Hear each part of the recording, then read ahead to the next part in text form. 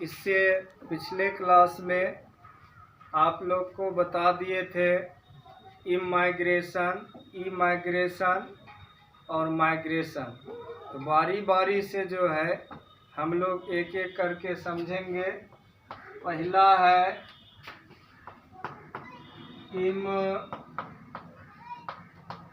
Immigration. Immigration का हिंदी होता है, क्या होता है? आगमन।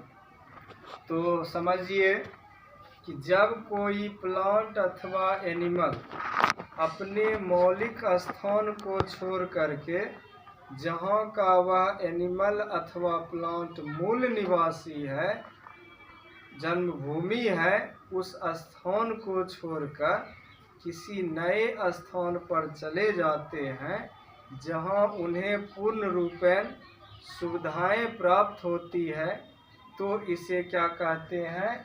इमाइग्रेशन कहते हैं।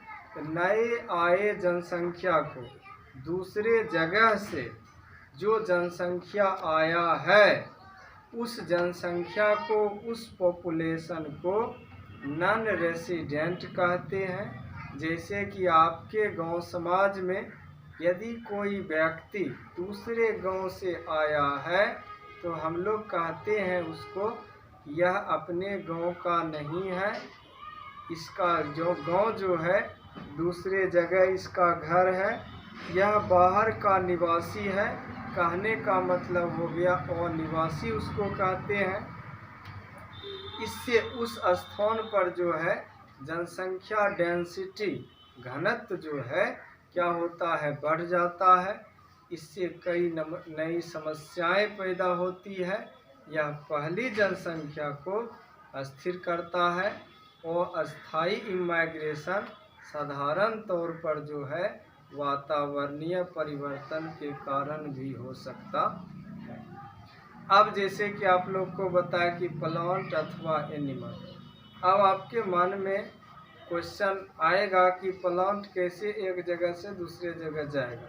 एनिमल तो आसानी से आ जा सकता है। तो प्लांट जो है क्या होता है कि जैसे कि नर्सरी में हम ढेर सारे छोटे छोटे पौधे को पहले उत्पन्न करते हैं, फिर उसको दूसरे जगह जा कर के लगाते हैं।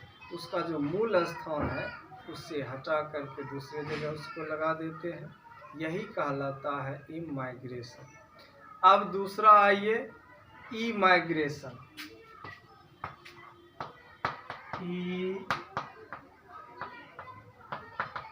इमाइग्रेशन, इमाइग्रेशन को समझिए कि जब कोई जीवधारी अथवा उनका पूरा जनसंख्या किसी खास कारण, जैसे भोजन की कमी हो गई, निवास स्थान, सुरक्षा उसे नहीं मिल रहा है, ये सब की कमी होने की वजह से कहीं और अनुकूल स्थान पर चले जाते हैं। इसी क्रिया को इमाइग्रेशन कहते हैं। इमाइग्रेशन की क्रिया जो है, इसके चलते क्या होता है? मौलिक स्थान खाली हो जाती है और ऐसे अवस्था को जो है अशुभ मानते हैं। तीसरा नंबर आइए माइग्रेशन।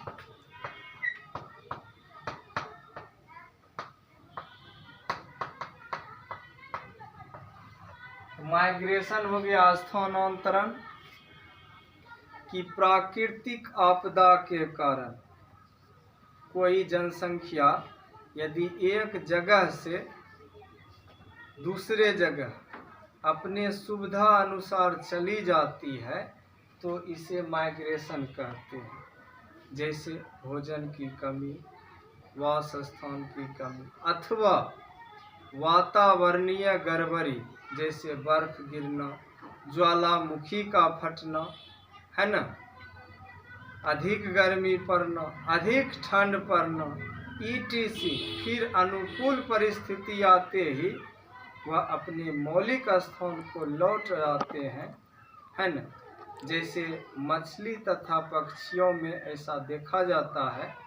उदाहरण के तौर पर हम कह सकते हैं कि हम लोग के इलाके में जाड़े में कुछ पक्षी जो है आ जाती है, और अभी जैसे गर्मी का मौसम आया, वह पक्षी जो है उत्तर की दिशा की ओर लौट आती। अब आइए, 8वां प्रकार है, 7वां प्रकार का था। 8वां प्रकार है forms of population. Forms of population, इसका हिंदी हो गया जनसंख्या का स्वरूप। जनसंख्या का क्या स्वरूप होगा समझिए।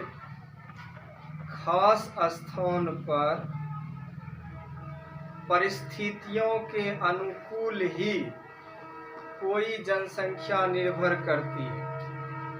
यह पूर्ण रूप से भौगोलिक अवस्था पर निर्भर है। जैसे